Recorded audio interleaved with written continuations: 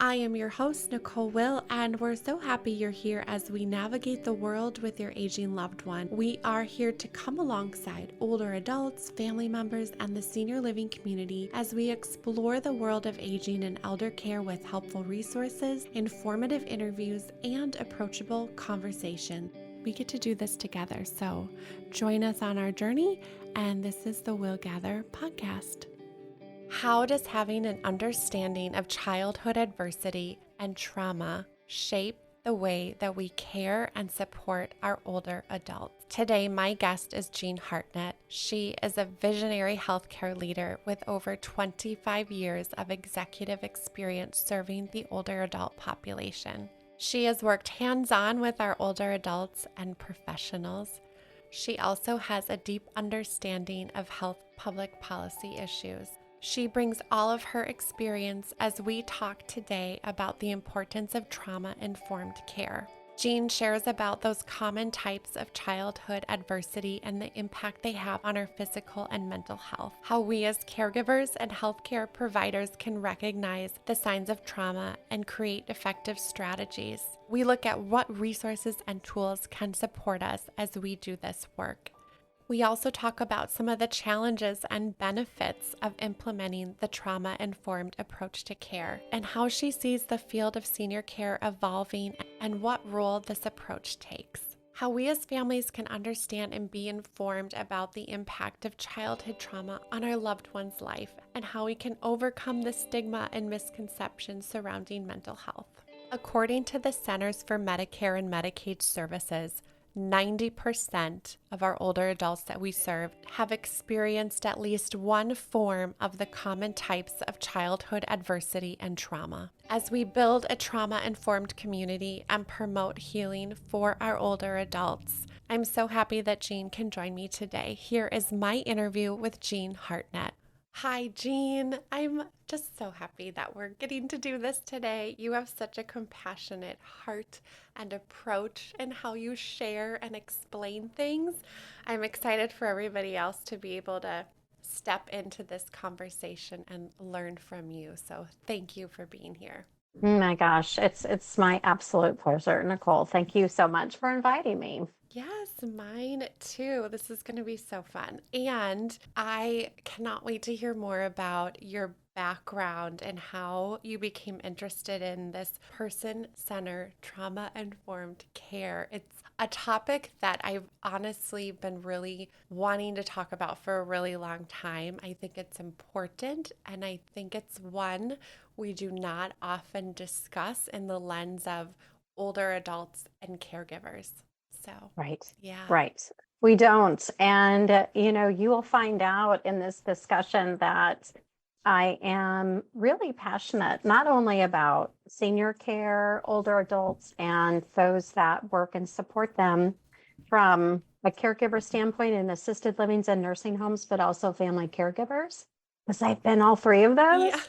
But I come to this conversation as a person that's been in our field since 1989. It was 2021 when I first discovered these concepts of person-centered trauma-informed care. And so I'm going to be really excited to share with all of your listeners kind of what that ideology looked like and my evolution to becoming kind of this trauma-informed prophet and dive right in with you on those details. Absolutely. Yes. And you have a background right in nursing home administration, that family caregiving side. And so working with those older adults, those families in those communities, it shapes how we look at our view and our lens on the world and what we feel needs our attention and Right. conversation. Absolutely. Absolutely. So I actually got started in the senior care field, like I mentioned, in 1989. And if you know anything about, and I know you do, but if your listeners know anything about how nursing homes developed over the decades, 1989 and the early 90s is a really pivotal time for our profession because a couple of years before 1989, the Omnibus Reconciliation Act of 1987 was passed, also known as OBRA 87. And anytime that there is a bill that is being debated in the House and the Senate, Some bills just don't get passed because it doesn't have the majority in either house. But a budget bill is one of those bills that has to be passed. And so it's not atypical for senators and Congress people to attach a lot of amendments to a budget bill in order for those amendments to be passed, because they're almost certain that a budget bill will be passed. So in 1987, that's what happened. We had a budget bill, but then attached to that was this extraordinarily long piece of legislation that became the Nursing Home Reform Act. And so I was operating in our nursing homes as a frontline caregiver when that legislation was being operationalized in my nursing home. And it was there that I learned just the importance of public policy and its impact on operations, but also the impact it has on the front line. And so with that, I've always had an appreciation for what public policy looks like as we attempt to implement all of the regulations in our nursing homes. So fast forward from 1989 all the way to 2019, I'm no longer a certified nursing assistant, but instead I'm an administrator or a chief executive officer of the largest nursing home in Nebraska, which consisted of 293 beds of skilled nursing, where we were divided up in all types of programs, such as skilled rehab and behavioral health and dementia care. And at the time, we were implementing the second wave of nursing home reform through what was called the requirements of participation. And one of those requirements that they left for phase 3, because they phased it into 3 phases, was this notion of person-centered trauma-informed care. And as you can tell, I've been in the field for decades, but I had no idea, Nicole, what trauma-informed care meant, how to implement it, and why it was important to do so. I'm so glad you gave us that history and perspective. It does give us more of an understanding of how we're here and how we got here. Yes. So I know that I wasn't alone. You know, a lot of my colleagues that I talked to as we're implementing the requirements of participation didn't understand this regulation either. And the Centers for Medicare and Medicaid Services, for your listeners' benefit, is that organization that funds nursing homes, but also regulates them. So they're kind of our banker and our parent. So we have to be super beholden to the Centers for Medicare and Medicaid Services. So when this regulation came out, I had a call with about 3 nurse consultants from the Centers for Medicare and Medicaid Services, because I thought to myself, there's no way for me to implement this regulation appropriately unless I understand the context. Like, what is it exactly that you're looking for?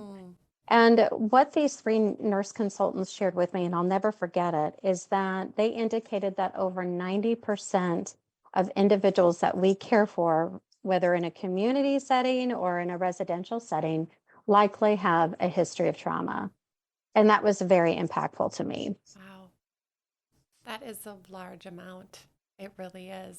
So what was their feedback? Did they give any guideline? Or I know a lot of times they say, here are the guidelines, and then it's right open to that interpretation. Yes, exactly. And I think that's what I really struggled with, I'll be honest with you, is that, okay, I know that I have the language of the legislation and the language of the regulation. I understand its context, but Nicole, I was still missing that. How do I do it? And what is its importance?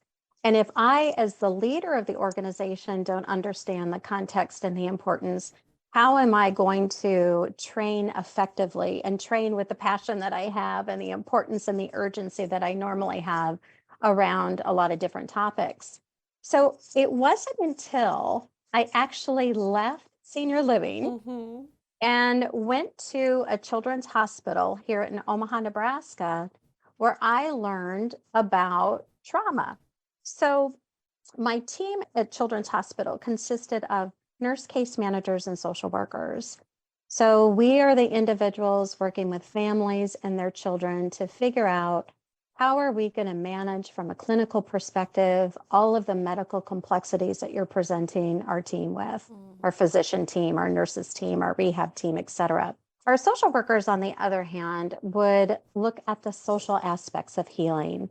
So, does your family have enough access to food? Do you have adequate housing? Do you have adequate transportation? All of those social determinants of health. And one of the things that my team started doing is they implemented what is known as ACEs, which stands for Adverse Childhood Experiences. Have you ever heard of ACEs? Are you familiar with ACEs? I'm not until you had brought it up, and I'm like, okay, yes, I want to learn more about this. Okay, great. Well, so ACEs stands for, like I said, Adverse Childhood Experiences. And an internal medicine physician in 1998 discovered that there are 10 childhood adversities that we experience or can experience when we're children that directly impact your health and well-being, that being the physical health and the mental health of yourself as you age. And there's a direct correlation between these 10 adverse childhood experiences with the adult onset of alcoholism, the adult onset of COPD, of getting certain cancers, of having heart disease.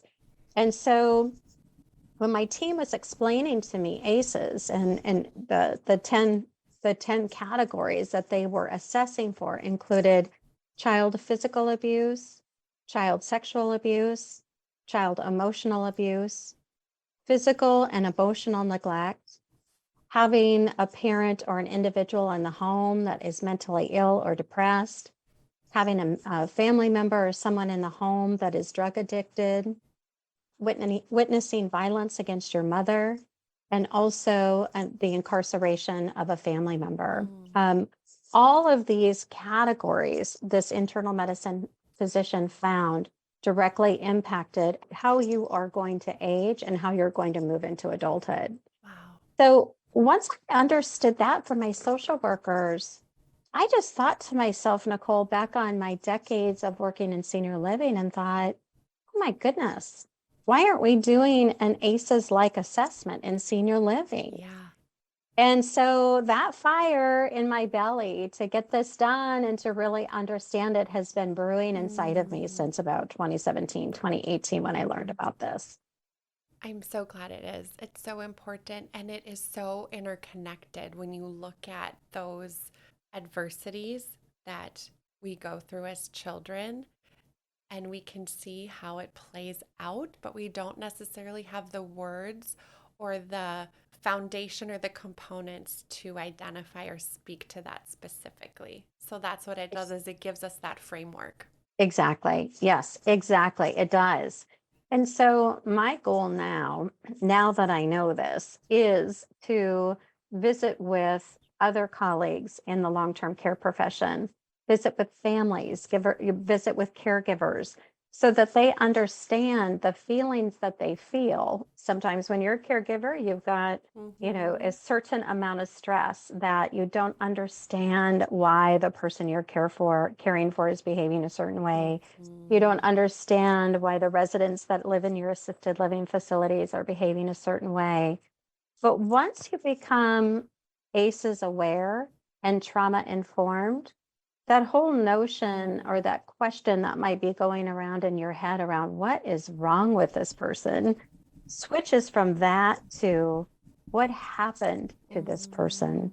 And so this idea of becoming trauma informed really allows and opens up the possibilities for curiosity, Yes. to really finding out, gosh, what did happen in this person's life that is having them behave in this way? And what is it that I can do to intervene in a very compassionate way to help them in their later years? Yeah, it's that saying as you were sharing, hurt people hurt people. Yeah. You Yeah. know, that whole component of that. So when we look at how we have those common types of childhood adversity that you shared that can impact our physical and mental health, how we show up in relationships, how we show up in receiving care, giving care. And as caregivers and as healthcare providers, how do we recognize the signs of trauma in older adults? And how do we address that, right? Or what are some effective strategies? So I guess that's kind of a two-sided question. So first, how do we recognize the signs of trauma? That's a really great question. And I think the key takeaway here is that it's not necessarily, well, it is recognizing the signs of trauma, but first come to the conversation knowing that everybody likely has trauma. Again, going back to that 90% that the Centers for Medicare and Medicaid Services cites, that 90% of our older adults that we care for likely had trauma. So it's just automatically recognizing and becoming aware that we have a history. Yeah. And that history is extremely complex. And I'll give you a perfect example of an individual in my life that I've known probably now for 10 years. She's 91 now.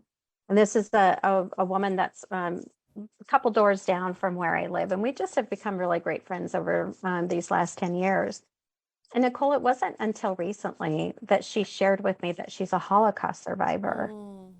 And she gave me very little information. What I know is that her family hailed from Eastern Europe and that her father went to a concentration camp, and her mother, and her siblings survived.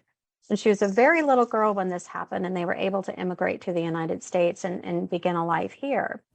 But as she said to me, she's like, she calls me Jeannie. She says, Jeannie, I don't have the tattoo on my arm, but I still have the scars. And so I think that's the approach that we as caregivers working with this particular generation, where talking about your problems and airing your family dirty laundry, if you will, just wasn't polite. That we have got to be very curious and able to think outside of the box, so that when we're seeing behaviors that may be perceived as maladaptive, we've got to see them as adaptive behaviors that the senior has acquired in order to cope with stress and trauma. So another perfect example, if you don't mind me pulling from kind of the life and career that I've lived with seniors, is that we had an individual that moved into our assisted living community. Her name is Jan, and she had lived in her apartment by herself for over 15 years. Was shopping, was walking, was even considering taking up pickleball at one point. But her macular degeneration and her low vision was causing her issues. So it was time to move to assisted living. Jan came to us a very healthy individual.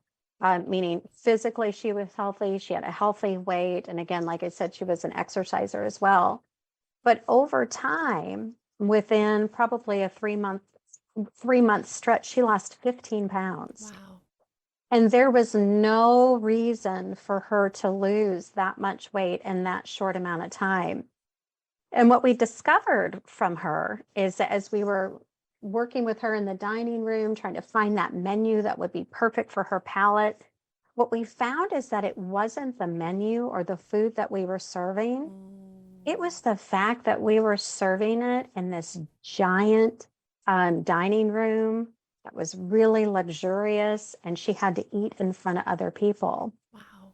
And that is something we uncovered with talking to some of her children, her adult children, that her mom always had a problem with. And it wasn't like they knew that. We were just connecting the dots with those adult children. It's like, tell me about how your mom used to enjoy food. Tell me about how she used to prepare it. And then it came down to that aha moment where we were like, maybe it's because she's with other people and she hasn't eaten with other people for over 15 years since her husband died. So we really looked at that and started carving out a special place for her, bringing meals to her room, etc. She never gained back all 15 pounds, but she did experience weight gain. And I think that was directly from that type of intervention of really looking not only at what's going on with her, but also the environment in which she's living. Right. Not just looking at what is maybe the physical reason, but all of those other things that come into play. And it's because you really showed up with curiosity and kept asking the questions and diving in. That's exactly Mm-hmm. right. I Mm-hmm. love that. Just Mm-hmm. keep asking the questions Yeah. because, it's not normal for that type of health outcome to happen so quickly. Right. When, we know that when seniors, older adults move into assisted livings, there's a period of adjustment. But this really was one that we had to address very Mm-hmm. quickly because it was so substantial Yeah. and something that could have caused other problems down the line. Yeah.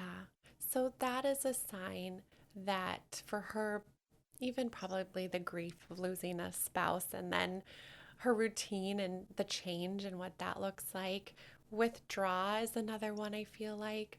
Are there any other common signs of trauma that maybe people could say, you know what, we need to investigate this a little bit further. We need to think about maybe what's going on that you notice?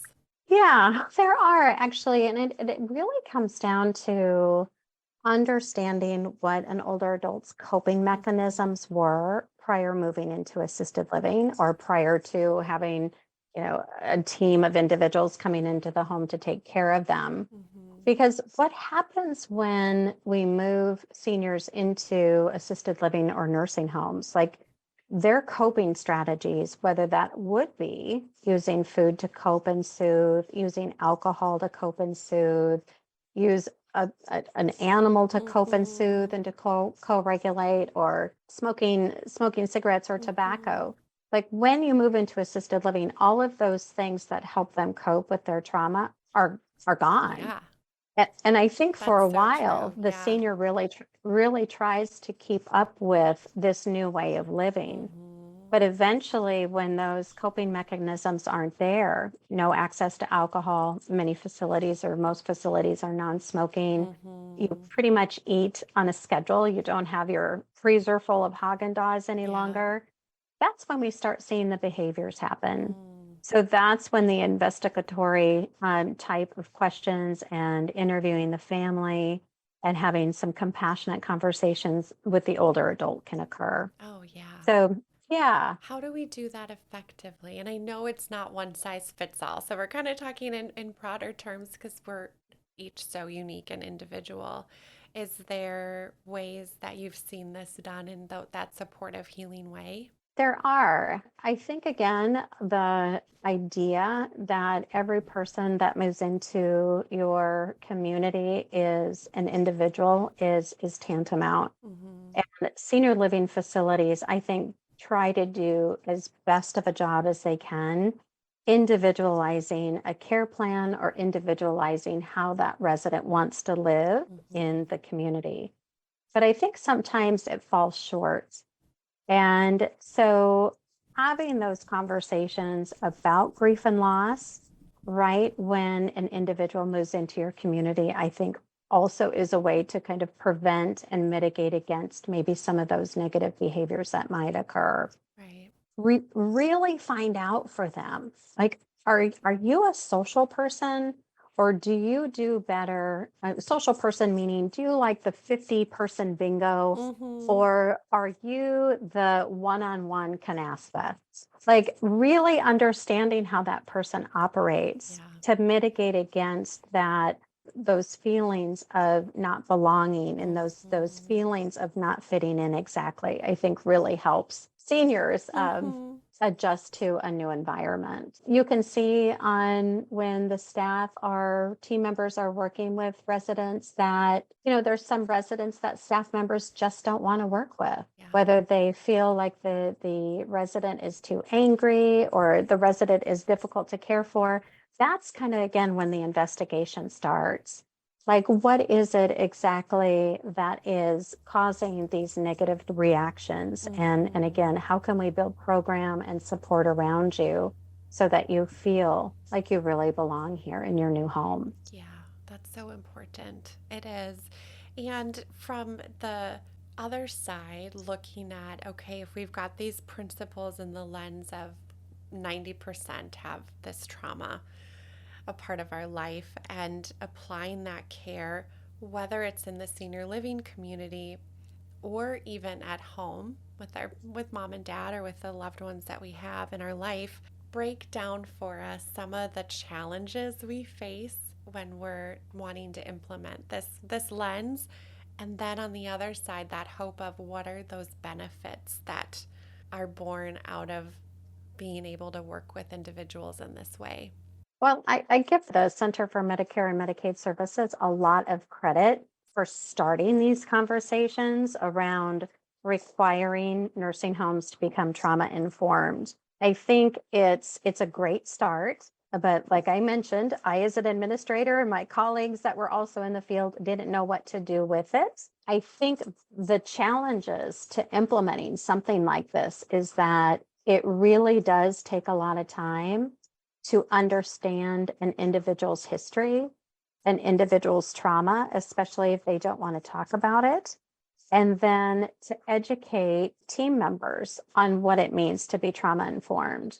One of the biggest challenges, I think, in the short sightedness of the regulation, Nicole, is that the Centers for Medicare and Medicaid Services wants us to be trauma informed for our residents, but they kind of leave out this aspect that our employees also have to recognize and deal with their trauma in order to provide compassionate care to individuals that have experienced trauma.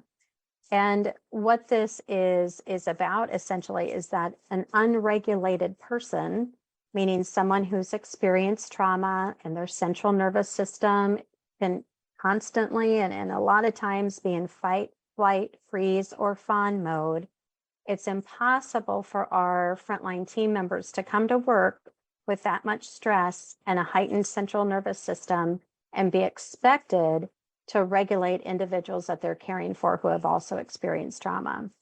So, the challenges and the opportunities for senior living communities and for families that are caring for their parents or grandparents at home is that you can start looking inside yourself. I think we've talked about before the pain assessment that I talk about when I'm giving talks.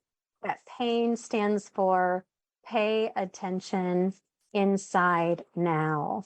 Like what is occurring in your physical body? And is that pain that you're experiencing, whether it's physical or emotional pain, giving you signals that there's something there to heal?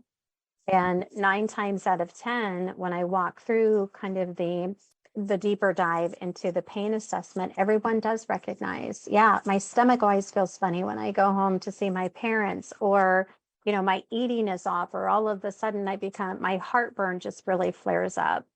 And so caregivers have those same responses. So, how do you use that acronym of pay attention inside now to recognize that there is pain, first of all, but then do some self discovery to understand its etiology? So, I think that's a challenge for people. It was a challenge for me as a family caregiver. It was a challenge for the individuals that I work with in assisted livings and nursing homes to really want to take that very serious introspective look at kind of what is my life like now. But if it can be facilitated by an employer, if employee health can really help our frontline team members with depression screens and screening for social determinants of health and getting them the help that they need through EAP programs. There's just so much success to be gained, not only for frontline caregivers and the people that they're caring for, but society overall. Oh, absolutely. And I've said this, I think, in a previous conversation that we had, that it's so uncomfortable to look at our own stuff, right? And caregiving teaches us, I believe, it's teaches us more about ourselves than sometimes we would like it to. And Yeah. it's an inside job of how do we manage our own emotions. And you mentioned the regulation. How do we regulate our central nervous system to then to be able to care well for other people as we're navigating some of our own emotions and past trauma within this new dynamic? Yeah. Exactly right. Exactly right. And it really is. difficult. I don't want to kind of give it like all you have to do, like the list of the 5 things you need to do every day in order to be healed, in order to be trauma informed. It really isn't like that. Becoming, recognizing the incidences and occurrences that have occurred in your own life and how that impacts the way that you're showing up, whether it be as a family caregiver or an employee at an assisted living, is really difficult work to do. But my goal here, in talking to individuals like yourself and anybody else that will listen, is that you don't have to do it alone. There's so much that we've learned through the pandemic, that stigma around mental health is evaporating, I feel. And the generation that's coming up behind the Gen Z generation, the emoji generation, are really teaching us how to be in touch with our emotions and how to talk about them. That, anger is an emotion. Healthy anger and being able to express healthy anger and healthy sadness is an okay thing to have. And it's okay to happen, to express those things. And I think for such a long time, I'm a Gen Xer. I was born in 1970. I think even in my generation, it was not as popular to be as emotive, going back to the emojis, to being as of emotive with our emotions. And I'm just so glad and so thankful for the generation that's coming behind, a couple of generations behind me, that they're really bringing that to the forefront, that it's okay to have these emotions and express them. Yeah, I'm glad you brought that up. That was one of my questions is like, how do we overcome some of that stigma? And I think we're learning from people that are coming up behind us that there is more of an awareness of an expression of a conversation, and people are open about seeking support for their mental health, whether it's with a therapist, whether it's with a class or a course, or benefiting learning about all of that and how we dialogue and connecting there's these terms now that are new to our language, I believe, as talking to your inner child, and all of those tools and tips that we're able to now use in how we interact with people and care for people. Absolutely. Absolutely. I'll recommend for your listeners, the book called The Body Keeps the Score Mm. by Bessel van der Kolk. And what he tells us in that book is that our bodies will go along with kind of the story our mind is telling us. So for Mm. example, if you did experience, let's say, 4 different types of childhood adversity, um, there is a process where your body just absorbs that trauma, and it kind of gets locked in your trauma as a wound. And Mm. trauma in Greek is wound. And so that's where the word trauma came from. Interesting. Thank you. I didn't know that. Hmm. Hmm. And so trauma locks in our body as a wound, and our mind is programmed to forget about that wound so that we can function in society. And Mm. and we see this in particular with individuals that have been afflicted with child abuse or child neglect, that they have to continue to belong in that family. We as humans are social animals, so we have to our mind has to tell us a story that helps us maintain within that family that this is not happening, that I must be making this up, or the very worst, that it's happening to me because it's my fault. Mm. But as we matriculate into adulthood, typically what happens, or what can happen with an individual that has been abused throughout childhood, is that they'll have those coping mechanisms of smoking and using alcohol, or using food to soothe. Eventually, those coping strategies are not working any longer. And the body starts to wake up to the history that happened. And that's where the chronicity comes in, Mm. where when you hold so much inside of you, it can damage organs, it can cause chronic illnesses. And so there's a time in your life, typically midlife, where all of this comes crashing down, and the body and the brain want to meet up for the very first time. And that's where individuals really start to uncover, like you said, your inner child and all of those other things that we're learning about and talking about more frequently. You explain that so well to the point where I think it's going to bring a lot of aha moments for people. Yeah, I know. Really, I really know. well. Oh, Yeah, I talk a lot about to individuals about this, how do we get mhm. this message out Yeah. without having the proper supports in place for Mm-hmm. individuals? Mm-hmm. So I can talk on a podcast, I can continue to do my lecture series, Mm-hmm. but you're right. There isn't a talk or a webinar that I do where there isn't a person in the audience that either tears up Right. or has to go off camera or has to take a deep breath because something inside of them is going, Mm-hmm. me too. The knowing. Yeah. The knowing. Yeah. Yeah. So So that book is one perfect example of a place to go and a place for resource. Do you have any other ones that you like to direct people to that can provide that initial insight into that? I do. So The Body Keeps the Score is largely written for psychiatrists and psychologists. But I tell everyone, don't be afraid of that because it's easily accessible to individuals that don't have their PhD in psychology or their MD in psychiatry. But that'll get you started. If you really want it, he writes it in such a beautiful way that he intersects kind of some vignettes of clients that he's worked with over the years and what they experienced and then how they healed. Mm-hmm.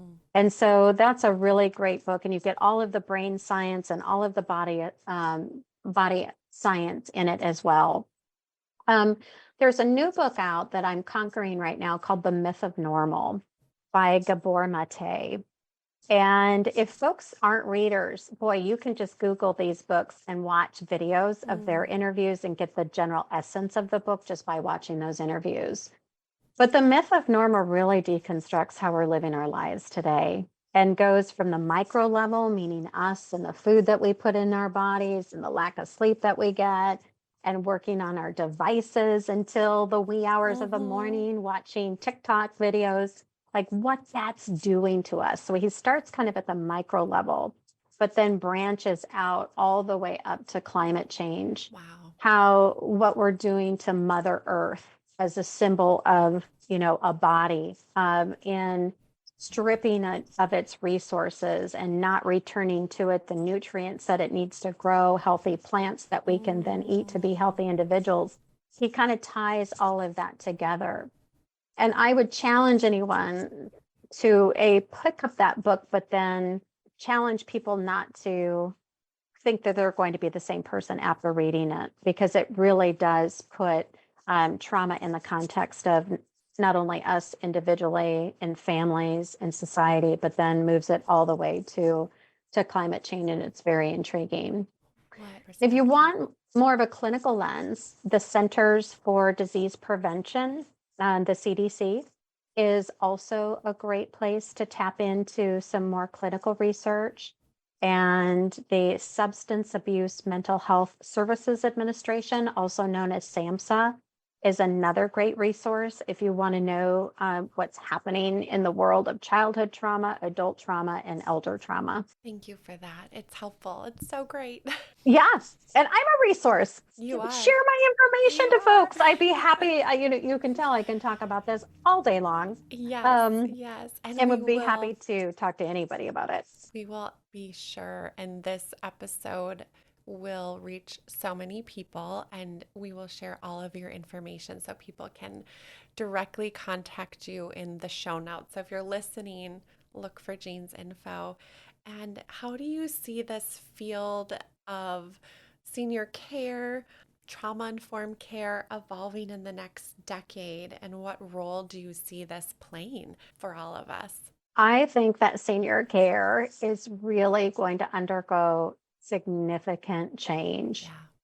Yeah. And you and I have been in this field for a long time. Mhm. And while we see change, meaning regulations that we have to follow or a new type of payer like Medicare Advantage, like all of these things, these different types of providers that are moving into the field, having individuals, really latch onto this idea of longevity and how to live longer. All of that, I think, is going to have a major impact on how care and services are delivered. I do think that the very large organizations, like the large assisted livings and large nursing homes, will need to become smaller Mhm. and more affordable for individuals. One of the statistics that I read recently is that by 2030, 11 million individuals will not be able to afford assisted living, and they're not quite income eligible to apply for Medicaid. So we've got this vast majority of individuals that can't afford a lot of the places that we lead and that we manage. So that too, I think, is really going to put traumatic crunch on states and local governments on what do we do with individuals that can't afford this? Will they become homeless? Should they lose their home? Right. Um, the way that trauma plays into this, I believe, or becoming a trauma-informed organization plays into this, I believe, is that we're going to need resilient individuals working with older adults that are experiencing homelessness, that are experiencing moving into assisted livings that they didn't choose. So it really, for me, always points back to the caregiver first Mhm. and helping them improve their own lives by becoming trauma informed and get them on a path to healing so that they can turn around then and help those that we serve in long-term care. Yeah, so that we can be equipped. And Mhm. when you talk about just the number of adults that are going to be in that middle, it also speaks to the overwhelm and how family caregivers, right? The number we use now is 53 million unpaid family caregivers that are having to literally uphold and support the healthcare system for their loved one because they're in this middle world. And I believe adult day care and adult day programs will have to play an important role as we look at how do we address care needs and support and education in ways that are manageable and affordable. Right. Yep. Absolutely. It's going to be, Absolutely. yeah, interesting to see how it comes together. Oh my goodness, so much change, but I'm hopeful because I think that, I mean, that's my lens though, right, is hopeful. So while it Mm, can be discouraging to hear and we know that we've got challenge to overcome, I believe there are good people that really want to try to make a difference and make change in the ways that we can, although we know it's a big system and it's going to be, that uphill battle. yeah. Yes. I agree with you. You mentioned family caregivers, and I think that is most definitely part of the future. Well, it's Hmm. part of the present. Right. And so I really do think as I prepare for my older adult years, I'm thinking to myself, where am I going to end up? Hmm. How is this going to look? So, could I go back to my college days where I lived with four other women that were in college, all friends of mine? And it was like, okay, Jennifer, you get the beer and I'll get the pizza, and Oh, yes. Ariane's going to cover the electric bill this month. Hmm. Like, are there ways that we can think about of these kind of natural occurring retirement communities where we can put people together for Yeah. that socialization and for that to share the financial burden? Completely. I talk about that with my girlfriends. We're always like, oh, wouldn't it be so great if we could all live together again someday if Yeah, we needed to? That's what life looked like, right? Just being, thinking about how do we make it work while bringing us that support and options, looking at it exactly. differently. Exactly. Yeah. Yes. Well, the numbers are too large. It's Hmm. it's got to be going back to the public policy experience that I had when I worked on Capitol Hill. There's got to be something done there that is going to incentivize building projects that are more affordable. And again, maybe even though the R word regulation I really wasn't a fan of when I was an administrator, I don't know that we have enough regulation of our private equity partners that are coming into the market in such an aggressive fashion. So I would like to see some governmental oversight of those types Mhm. of transactions and nuances that are occurring right now. Yeah, I can see that. Do you have your hand on the pulse of what maybe is coming down the line policy wise that is interesting or that our listeners would maybe like to know about? I think that one of the biggest battles, if you will, right now between providers and the CMS and with Congress right in the middle of those two Mm-hmm. is that this idea that there have to be mandates for how many staff members are employed or on any given shift in a nursing home. Right, There's, a lot of kickback from providers indicating that that's an impossible goal to achieve. right. While at the same time, the government is saying you must achieve it because, you've got in some cases, the horror stories of one certified nursing assistant taking care of 40 individuals. So there's Mm-hmm. that real push pull that is occurring from a workforce standpoint.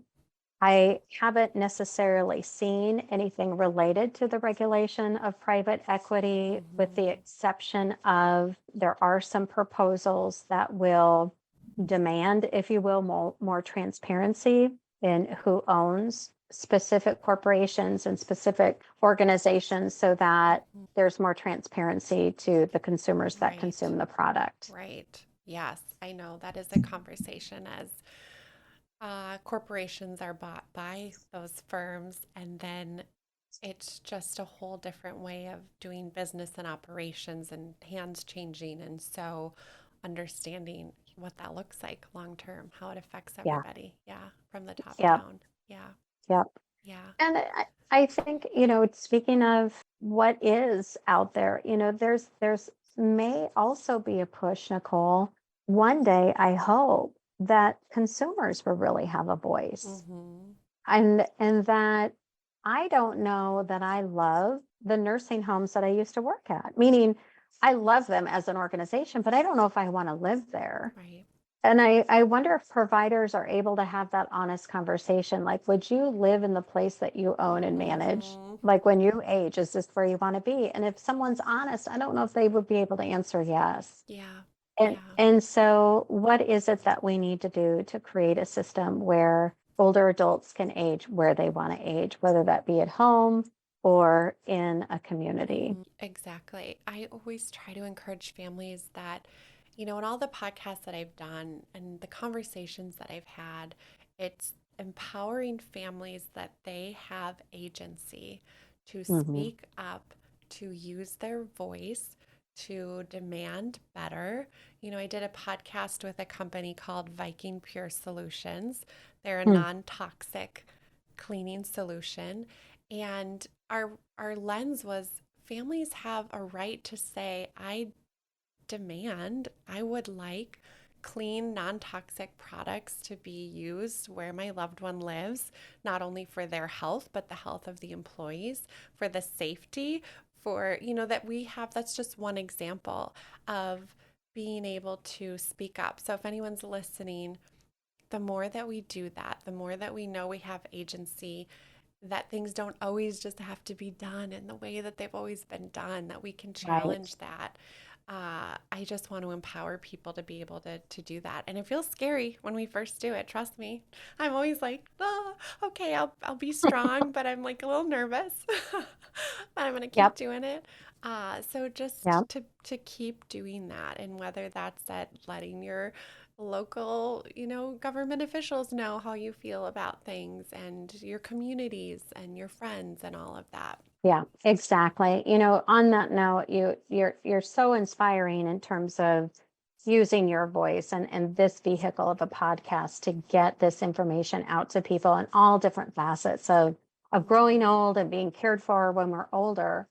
Um, and to your point, in the fall of this year, I'm so excited that I will be launching what's called the Elder Care Academy here in Omaha, Nebraska, where I'm doing 5 weeks of intensives with community members. So it's open to any community member that wants to come to the Jewish Community Center and learn about long term care. And the goal of that, there'll be some talk about trauma, but the overall goal is to really arm citizens with information on what the long-term care system is. And really, when a daughter is in that situation or their mother's in that situation, that they can be their own best advocate because they'll know the language, they'll know the structure, they'll know their rights, they'll know the history, how our long-term care system develops. So they'll have all of that information with them as they interface with these organizations. So that kicks off in the fall, and I'm super excited for it. I am so excited. And that's what it will do is empower people and families and communities to know, right? To be armed with that information. And we will Yep. share about that absolutely so people can know where to sign up, where to learn more. And for people that are interested in promoting this work, learning more about you, trauma informed care, tell us how we can connect with you and how you support people. Oh, thank you. Yes, I would love to share that. So right now I'm just launching an organization called Radical Sabbatical. And so since 2019, pardon me, since 2021, when my mom had a stroke, is when I needed to go on a radical sabbatical. So had to leave the profession that I loved and really focused on family caregiving up until mom and dad died. And I want to take all that I've learned from both managing institutional care environments and also family caregiving, coupled with the information and passion that I have for trauma, and roll it into a company called Radical Sabbatical. So that is now forming. So I don't have a website or a Facebook page or any of that fun stuff for someone to interact with, but I am available in person. If people want to do Zoom calls or conference calls or what have you, if they're struggling with something that they're trying to solve in senior care, I'm here for them. So right now it'll be a phone number and an email, but eventually, probably within the year, it'll be much more. So good. Yes. And depending on when this is released, we might have that available. So look for that. And Sure. if not, we know where to find you via email. And you are also on LinkedIn. And Yes. so those are good places. But I'm so thankful for your perspective and wisdom. I've learned so much. I'm just so grateful for you. So thank you for joining me and sharing about this. It was so fun to talk with you about it. Thank you, Nicole. Thank you. I appreciate you so much. Thank you for listening today. If you enjoyed our episode, please subscribe and give us 5 stars. In all honesty, we'd love to hear from you. Thank you so much for listening to our episode.